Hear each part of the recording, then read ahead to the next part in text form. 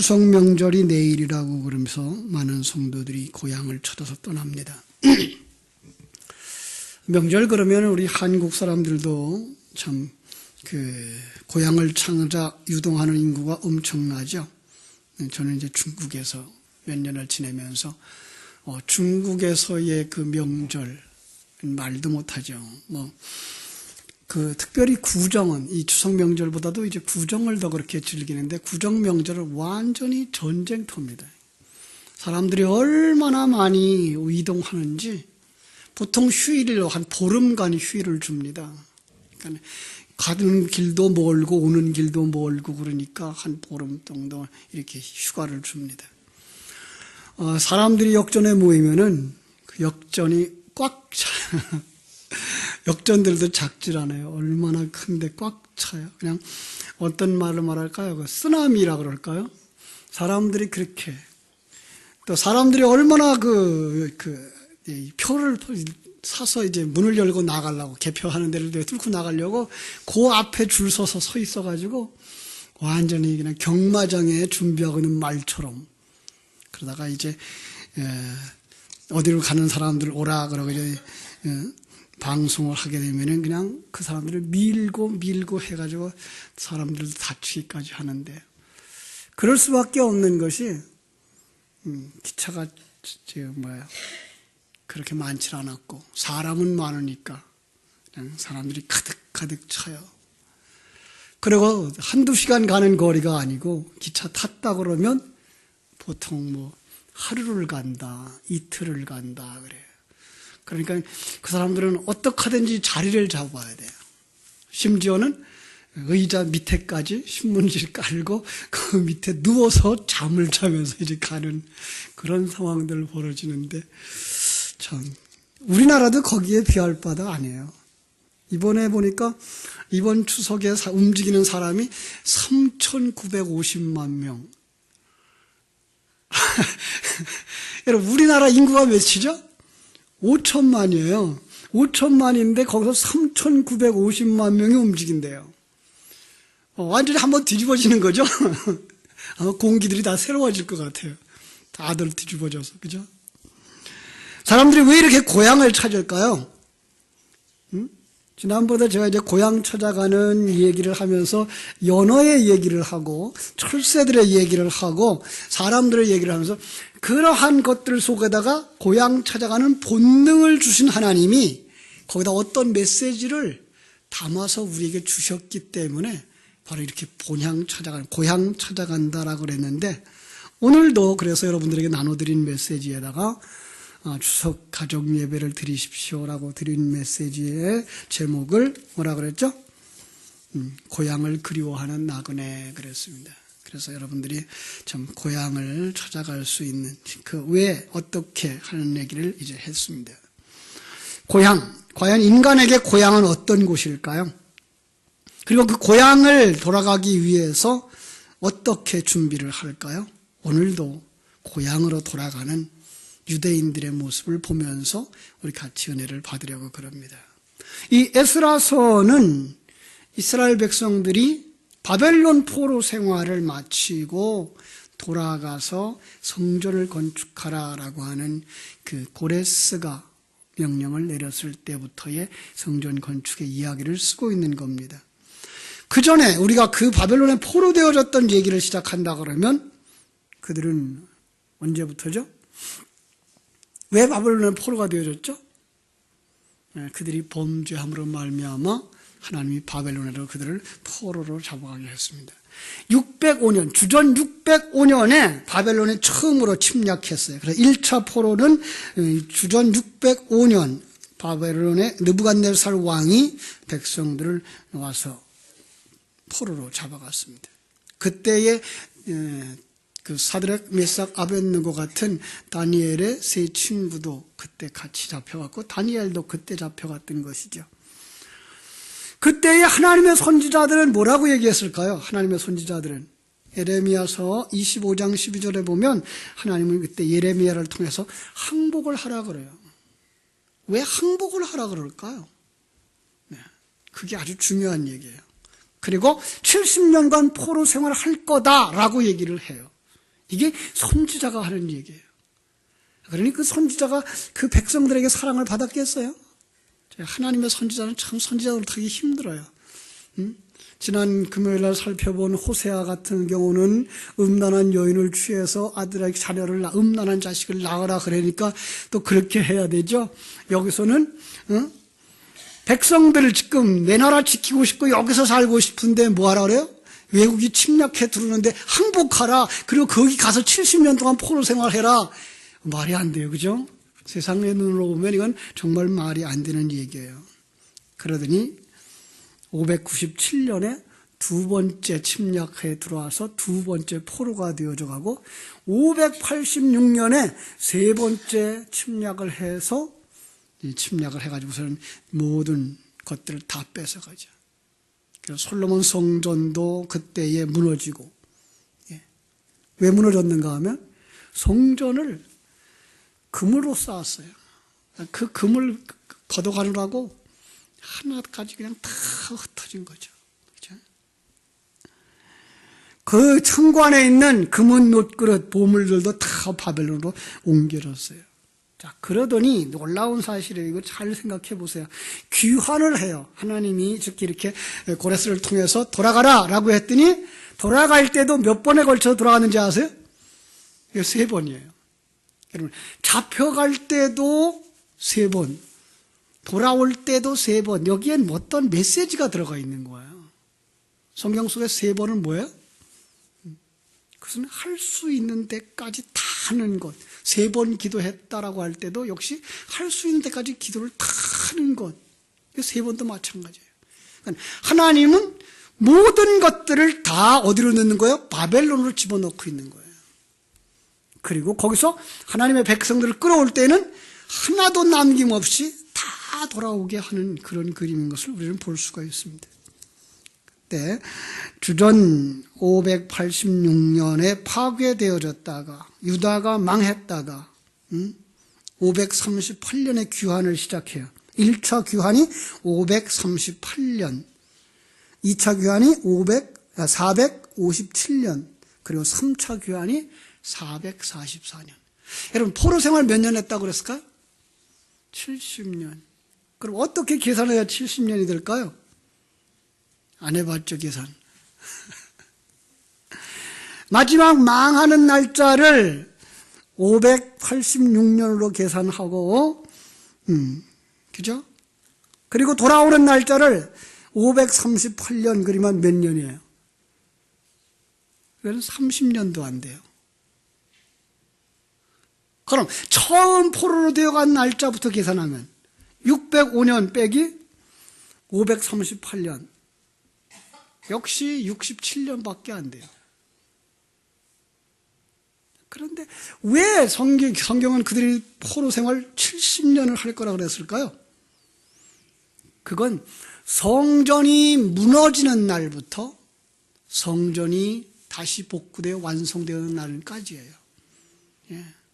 그러니까 이스라엘의 중심은 어디에 있는가 하면 성전에 있어요. 성전이 없으면 그건 하나님의 나라가 아닌 거예요.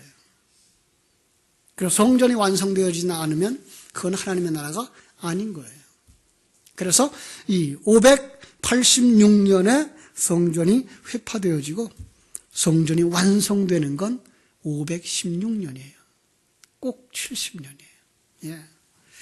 이 성전을 중심으로 해서 살아가는 모두.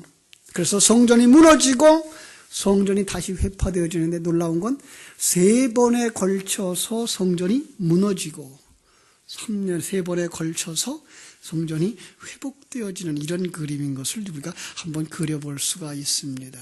그런데 그 성전이 무너짐과 성전이 회복되어짐은 역사 속 솔로몬 성전의 무너짐과 바벨론 성전의 완성만 이야기하는 것이 아니고 그걸 통해서 누구를 이야기하는 거예요?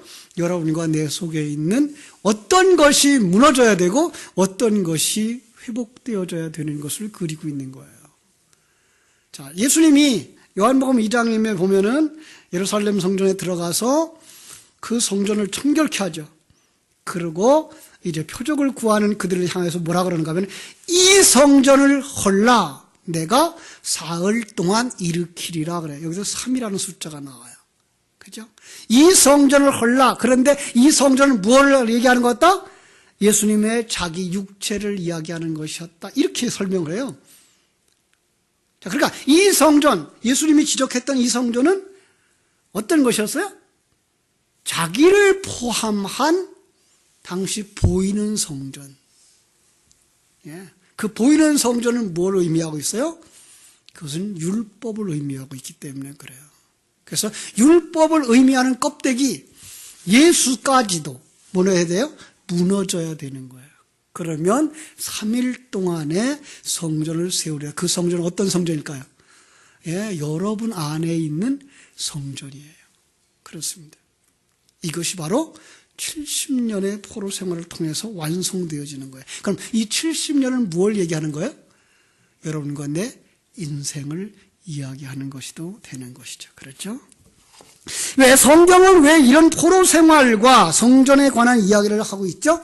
요한복음 20장 31절 성경을 왜 기록했다고 말했어요? 성경은 너희로 예수께서 하나님의 아들 그리스도임을 믿게 하려 하며 또 너희로 믿고 그 이름을 힘입어 생명을 얻게 하려 함이니라. 그 속에다 뭘 담아놓은 거예요? 구원의 역사를 담아놓은 거예요. 그렇다면 이제 우리는 쉽게 오늘의 문제를 풀어갈 수 있습니다. 그들이 바벨론으로 포로 되어져 간 이유가 뭐예요? 잘 알죠. 그들이 범죄함이죠. 어떤 범죄함이에요? 그것은 바로 하나님을 떠나서 하나님을 잃어버리고 자기가 하나님 되어진 거예요. 자기가 왕 되어지고 자기가 주인 되어졌기 때문에 하나님은 이방을 통해서 채찍질 하다가 그것도 말을 듣지 않으니까 어떻게 돼요? 아예 그들을 포로로 집어넣어버린 거죠. 그렇습니다. 거기에 가장 대표적인 사람이 누군가 하면 히스기야 왕입니다. 예, 히스기야는 참 그가 죄를 지었을 때에 하나님이 그에게 죽음의 병을 갖다 줘요. 그러자 그가 하나님 앞에 눈물을 흘려 회개하자 하나님이 그의 생명을 연장시켜 주는데 거기서 하나님의 영광을 드러내지 못하고 자기의 영광을 드러냅니다. 어떤 이야기를 할 수 있죠? 히스기야 왕이 하나님의 은혜로 죽었다가 죽을 병에 걸렸다가 살아나자 바벨론 왕이 신하들을 보내요. 글을 보내고 예물을 보내서 그를 참 격려하는데 히스기야가 그때에 어디를 보여줬죠? 궁전을 보여주고, 그죠? 궁전에 하나도 없이 다 보여줬다 그랬어요. 그러니까 궁전은 누구를 상징해요? 자기의 업적을 상징하는 거죠. 그래서 자기를 자랑한 거예요. 그런 성전을 보여주고 성전에 있는 걸 하나도 남김없이 다 보여준 게 아니에요. 성전을 보여주면 뭘 보여준 거예요? 천국을 보여주고 그에게 복음을 다 설명해 줬다 이렇게 설명되어 줄 텐데 그는 그러지 못하고 궁전을 보여주고 궁전에 있는 건 하나도 보여주지 아니한 게 없었다. 그것 때문에 성경은 그에게 뭐라 그럽니까? 네가 이방에 포로될 것이고 그들에게 네가 보여준 그것을 다 빼앗길 것이라고 그 이사야 선지자를 통해서 히스기야에게 통보했던 것을 우리는 압니다. 예. 하나님은 그걸 아주 중한 죄로 여겼어요. 하나님의 영광을 위하여 지어진 모든 것, 그죠? 그것을 인간의 영광, 자기의 자랑하는 데 썼기 때문에 그렇습니다. 성경은 그걸 타락이라고 말하는 것입니다. 타락하고 하나님의 것을 도적질하는 그에게 주어지는 형벌, 그것은 죽는 것이고 저주와 멸망을 당하는 것입니다. 그래서 하나님이 때가 차기까지 이스라엘을 바벨론에 넘겨주는 겁니다.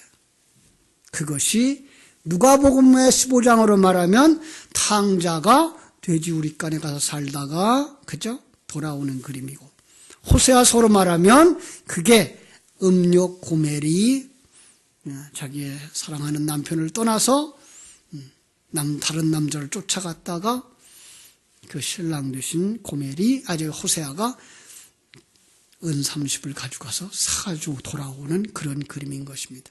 조금 더 보편적으로 해석하자면 하나님을 왕으로 주인으로 섬기지 않고 자기가 주인되고 왕된 타락한 인생들이 시간과 공간의 세계, 사단의 세계, 사단과 세상에 포로되어져 살도록 하나님이 허락하신 바로 그 그림인 것입니다. 성경은 이 시간과 공간 세계 속 모든 인간이 이렇게 죄인이 되어졌다라고 말하고 있습니다. 그래서 하나님은 인간을 이 땅, 시간과 공간 세계로 던져 넣어서 이 땅 속에서 자기의 일생을 살게 하십니다. 그런데 하나님이 우리에게 그 진리를 가르쳐 주기 위해 만들어 놓은 우주가 얼마나 크다고요? 인터넷에 들어가 찾아봤더니 우주가 150광년이래요. 이 끝에 있는 은하계에서 저 끝에 있는 은하계까지의 거리가 150광년쯤 될 거다 해요. 왜요?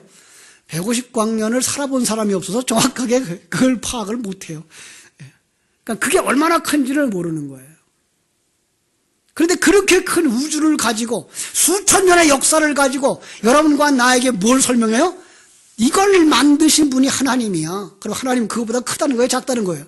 그거보다 크고도 크신 분이라고 하는 거예요. 그렇게 크신 분이 수천 년의 역사 속에서 경험되어진 수많은 사건들과 상황을 가지고 여러분들 속에 내가 너를 이렇게 사랑한단다, 너를 만들기 위해 이렇게 일하고 있단다를 보여주시는 거예요.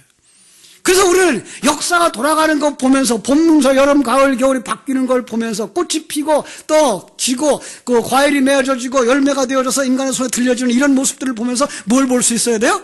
내 인생의 시작과 마지막, 내가 여기서 왔으며 어디로 가는 것인가를 볼 수 있는 이 눈이 열려야 되는 거예요. 예. 그렇습니다. 이 세상 속에서는 어디에 속해 산다고요? 그들이 바벨론에 들어가 바벨론 사람 되어지고, 예, 아브라함과 그 가족들이 어디에 들어가요? 야곱과 그 가족들이 애굽에 들어가서 애굽 사람화 되어진 것처럼 우린 이 세상에 들어와서 그냥 이 세상 사람화 되어지고 사는 거예요. 그러면 그냥 그렇게 살면 어떻게 된다? 어느 날 이 세상이 없어질 때, 지옥에 던져질 때 우리로도 같이 던져지는 거예요. 그런데 감사한 건 그 속에 누구들에게 하나님의 생명이 찾아온 거예요. 그렇습니다. 거기에 기적이 있는 겁니다. 그들은 음성을 듣습니다. 어떤 음성을 듣습니까? 고레스가, 이게 누군가 하면 바사왕이에요. 고레스가 너희들은 고향으로 돌아가라라고 하는 소리를 듣는 겁니다. 그게 웬일인지는 아무도 몰라요. 여러분 생각해 보세요. 그들을 포로로 삼아서 여기서 잘 부려먹고 있고 그들이 여기서 이제는 정착해서 잘 살고 있는데 그들을 돌아가라 그러겠습니까? 중국의 정부가 우리 조선족들을 한국으로 돌아가라 그러겠습니까? 아니 또 돌아가라 그런다고 돌아올 사람이 몇 사람이나 있겠습니까? 이 상황인 거예요. 그들은 이미 70년 동안 거기에 완전히 뿌리를 내리고 잘 살고 있습니다. 그런데 어떤 이유인지 우리는 알지 못하지만 전체적인 성경적 맥락에서 볼 때 거기에 하나님의 은혜가 임하여 그들로 하여금 고향에 돌아가는 겁니다. 마치 무엇과 같은 것입니까? 탕자가 그 자리가 돼지 우리가인 줄 깨달아 알고 돌아가는 것입니다. 그 당시에 포로가 몇 사람이었는지 아무도 모릅니다. 어떤 사람은 300만이었을 거라 그래요. 근데 그건 너무나 과장된 수준은 아닐까. 지금도 이스라엘 백성들은 700만 밖에 안 되거든요. 그런데 그 당시에 남쪽 유다가 바벨론을 포로 갔을 때 그 숫자들이 그렇게 많았을까라는 생각은 하게 되는데 어쨌든 그렇게 말합니다. 그런데 돌아오라고 말할 때 돌아온 숫자는 이게 5만 명이 안 됩니다. 아니 300만은 둘째치고 동그라미 하나 떼치고 30만 명쯤 됐다 그러다 하더라도 거기서 고향으로 돌아가라 그랬더니 여러분 생각 같으면 몇 사람 들어갔을 것 같아요? 응? 30만 아니 그냥 우리 대한민국 사람 5천만 고향에 가보라 그러니까 얼마 같더라고요? 39만이 움직이는데 3억 3,900만이 움직이는데 이 당시에 그 30만 명이라 그래도 돌아가라 그러면 최소한 더 25만 명은 돌아가야지. 그런데 거기에 5만 명밖에 안 돌아가요. 5만 명 속에도 대표적으로 돌아가야 될 사람들은 누구예요? 성전이 중심이라 그러면 제사장들과 그죠? 그 레위인들이 다 돌아가야 되는데 이 제사장들은 5만 명 돌아가는 그 속에 42,300명이에요. 그리고 제사장 그 레위인들은 361명만 돌아왔어요. 그런데 그 돌아오는 자들의 이름이 있어요. 그 돌아오는 자들의 이름이 누군지요? 남은 자예요. 이상하지 않아요? 거기에서 남아있는 자들이, 거기에 머무르는 자들이 남은 자여야 되는데 왜 돌아오는 자들의 이름이 남은 자죠? 그들은 거기에 다 잡아먹힌 자들이에요. 세상에 잡아먹히고 사단에게 잡아먹힌 자들이에요. 그리고 남은 자들, 자기 백성만 돌아오는 거예요. 예, 이런 그림이에요. 그들만 고향을 그리워했던 사람들이에요. 예. 그래서 오늘 나눠드린 추석 예배 순서지에 고향을 그리워하는 나그네라고 하는 말씀의 본문을 히브리서 11장 13절로 16절로 정했고요. 자, 성도들의 고향은 어디일까부터 시작을 했습니다. 여러분, 성도들의 고향은 어디일까요? 예. 사도 바울은 우리의 시민권이 하늘에 있다라고 말함으로 말미암아 성도들의 고향은 천국인 것을 가르쳐 줍니다. 그렇습니다. 우리는 이 어두운 세상에 살고 있지만 빛의 자녀들입니다. 예. 빛은 무슨 뜻이라 그랬죠? 하나님 나라의 존재가 이 어둠 속에 들어와 있을 때에 그 이름을 빛이라 한다 그런 거예요. 그래서 예수님이 이 땅에 왔을 때 빛이라 그랬고, 우리가 이 땅에 있을 때 이 세상에 뭐라 그래요? 이 세상의 빛이라고 그러는 거예요. 이게 성도들인 거예요. 우리의 소속은 어디에 있다? 하늘나라에 있는 자들이기 때문에 이런 이름을 여기다 붙여주는 거예요. 그렇습니다. 그들은 빛이에요. 그죠? 하나님이 아브라함에게도 어디서 떠나라 그래요? 본토 친척 아비 집을 떠나 내가 네게 지시할 땅으로 가라 그러고, 애굽에 있는 이스라엘 백성들을 향하여서도 거기서 나와 내가 약속한 땅으로 가라 그러고, 바벨론에 있는 그들에게도 고향으로 돌아가 성전을 지으라 라고 말씀하는데, 우리 보고도 뭐라 그래요?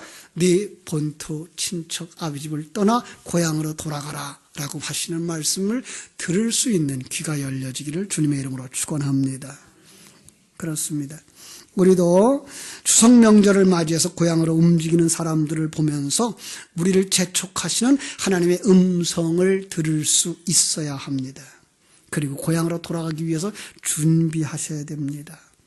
자, 그래서 순서지에 이런 설교 제목을 줬어요. 첫째 대지에 고향 갈 날을 생각하며 미리 준비하는 삶이라. 명절이 되면 객지 나가 있는 많은 사람들이 고향 돌아갈 생각으로 준비를 합니다. 좋은 물건 보면 사서 쌓아두죠.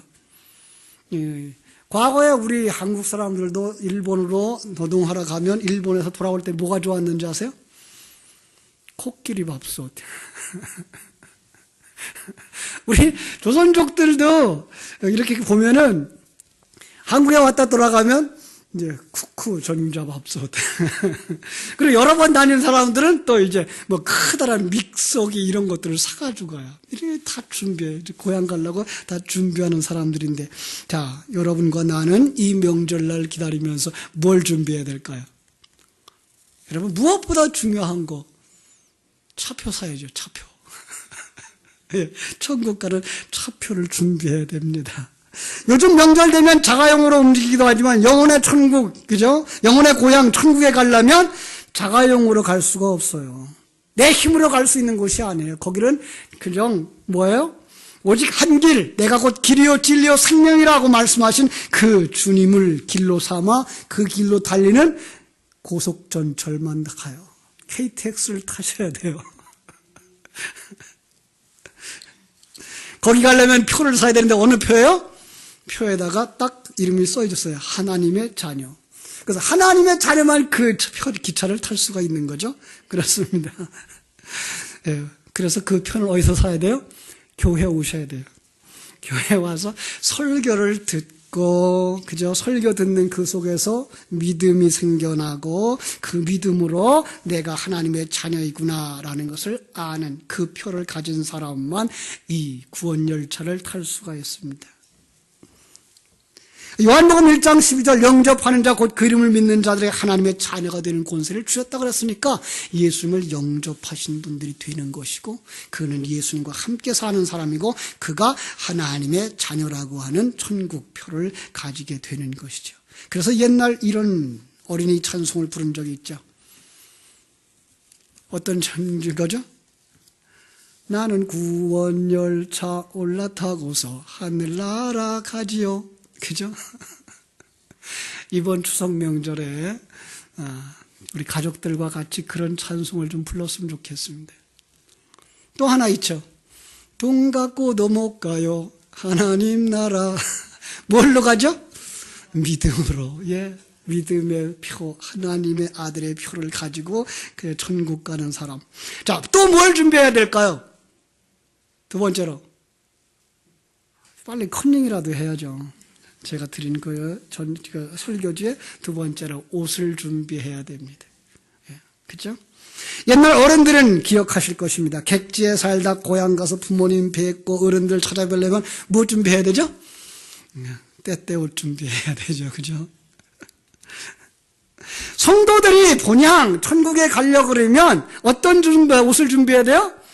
신부의 드레스를 준비해야 돼요. 왜냐하면 우리는 고향 가는 게 그냥 여행 가는 것 아니고 죄 지어서 묶여가는 죄인의 길이 아니고 뭐 하러 가는 길이에요? 혼인길이에요. 예. 주님과 혼인길. 그 혼인은 영원한 결혼식이에요. 영원한 결혼식. 거기 가려면 뭐 해야 돼요? 드레스를 준비하셔야 돼요. 이렇게 되면 여러분 아십니까? 서양 문화 속에서 그 결혼식의 드레스는 누가 해주는 건지 압니까?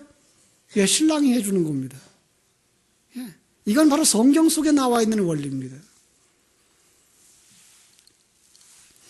여러분, 그 예수님이 천국 기차표를 산 그 사람에게 신랑 되신 그분이 그 여러분들의 드레스를 입혀줘요. 그게가 예수 그리스도의 의의 세마포라고 하는 것이죠. 그죠? 주님이 완성하신 그걸 우리에게 입혀주셔서 덮어주셔서 자기 곁에 세워주시는 그것. 그래서 예수님의 피로 진리의 말씀으로 씻어 깨끗하게 되어졌기 때문에 다시는 더러워지지 아니하고 영원히 헤어지지 않는.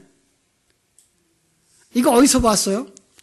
출애굽한 이스라엘 백성들이 광야길을 걸어가면서 그들이 입은 옷은 40년 동안 헤어졌다 안 헤어졌다? 안 헤어졌어요. 그들의 신발은 헤어졌다 안 헤어졌다? 안 헤어졌어요. 누가 준 거예요? 하나님이 준 것이기 때문에 그런 거예요. 이건 여기에 상징성이 있는 거예요. 여러분 그것 꼭 기억하시기 바랍니다. 그래서 신부의 드레스를 꼭 입고 가시기를 바랍니다. 조금 더 확대해 보겠습니다. 고향은 온 가족이 가야 즐겁습니다. 그죠? 이 추석에 혼자 지내실 분 있나요? 야, 얼마나 쓸쓸하시겠어요.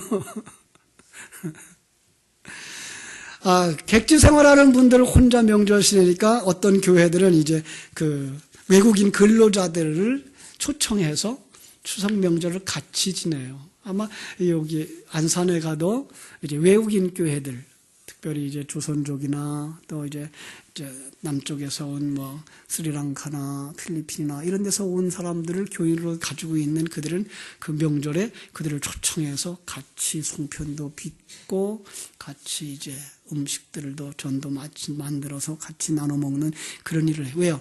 너무 쓸쓸하니까. 여러분 그런데 천국 가실 때 쓸쓸하게 가지 마세요. 가족들과 같이 가세요. 그죠?